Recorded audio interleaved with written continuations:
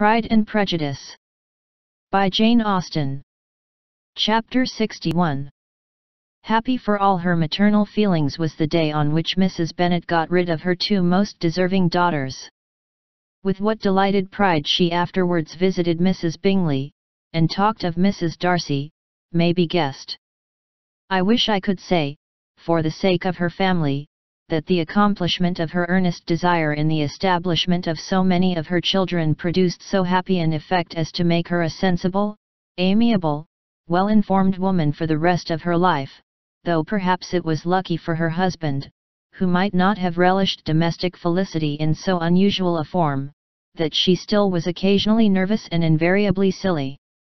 Mr. Bennet missed his second daughter exceedingly. His affection for her drew him oftener from home than anything else could do.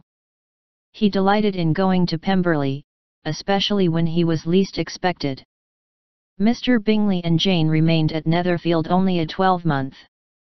So near a vicinity to her mother and Meryton relations was not desirable even to his easy temper, or her affectionate heart. The darling wish of his sisters was then gratified.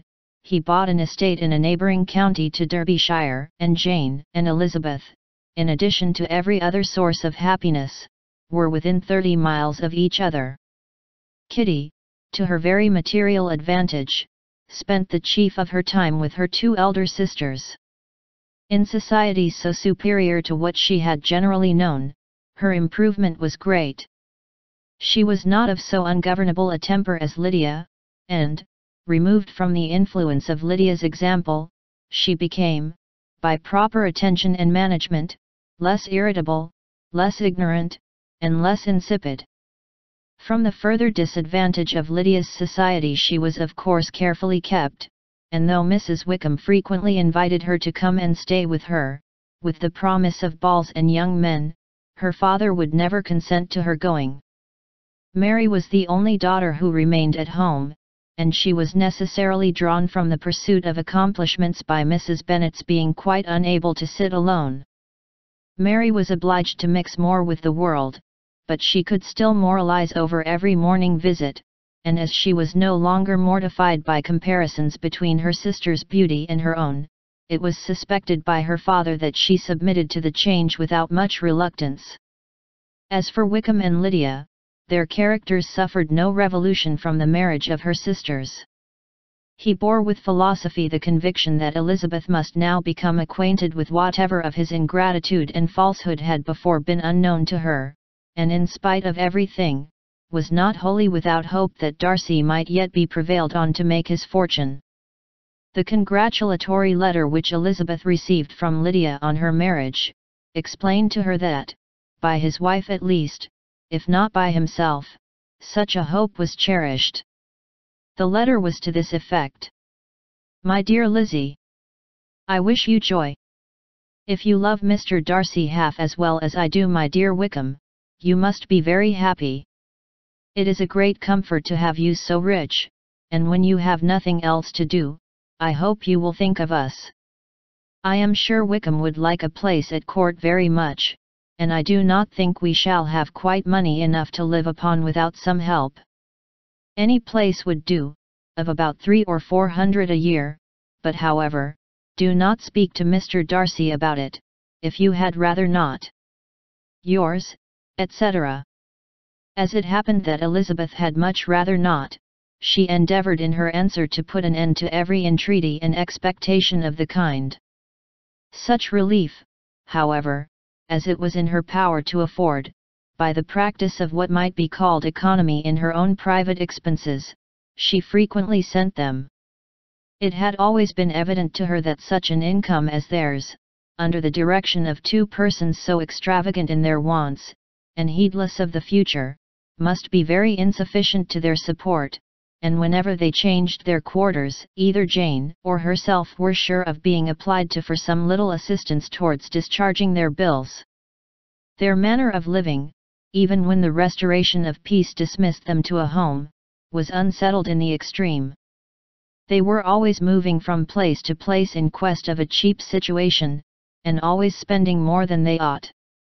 His affection for her soon sunk into indifference, hers lasted a little longer, and in spite of her youth and her manners, she retained all the claims to reputation which her marriage had given her. Though Darcy could never receive him at Pemberley, yet, for Elizabeth's sake, he assisted him further in his profession. Lydia was occasionally a visitor there, when her husband was gone to enjoy himself in London or Bath, and with the Bingleys they both of them frequently stayed so long, that even Bingley's good humour was overcome, and he proceeded so far as to talk of giving them a hint to be gone. Miss Bingley was very deeply mortified by Darcy's marriage, but as she thought it advisable to retain the right of visiting at Pemberley, she dropped all her resentment, was fonder than ever of Georgiana, almost as attentive to Darcy as heretofore, and paid off every arrear of civility to Elizabeth. Pemberley was now Georgiana's home, and the attachment of the sisters was exactly what Darcy had hoped to see. They were able to love each other even as well as they intended. Georgiana had the highest opinion in the world of Elizabeth, though at first she often listened with an astonishment bordering on alarm at her lively, sportive, manner of talking to her brother. He, who had always inspired in herself a respect which almost overcame her affection, she now saw the object of open pleasantry. Her mind received knowledge which had never before fallen in her way. By Elizabeth's instructions, she began to comprehend that a woman may take liberties with her husband which a brother will not always allow in a sister more than 10 years younger than himself.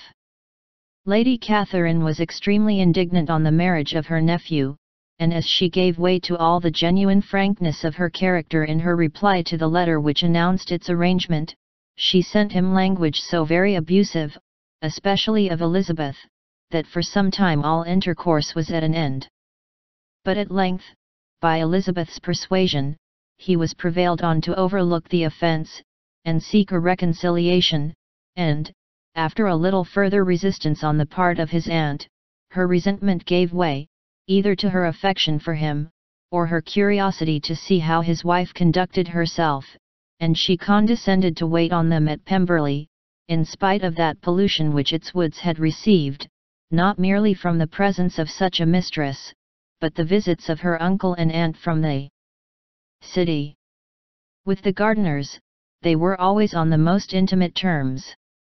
Darcy, as well as Elizabeth, really loved them, and they were both ever sensible of the warmest gratitude towards the persons who, by bringing her into Derbyshire, had been the means of uniting them.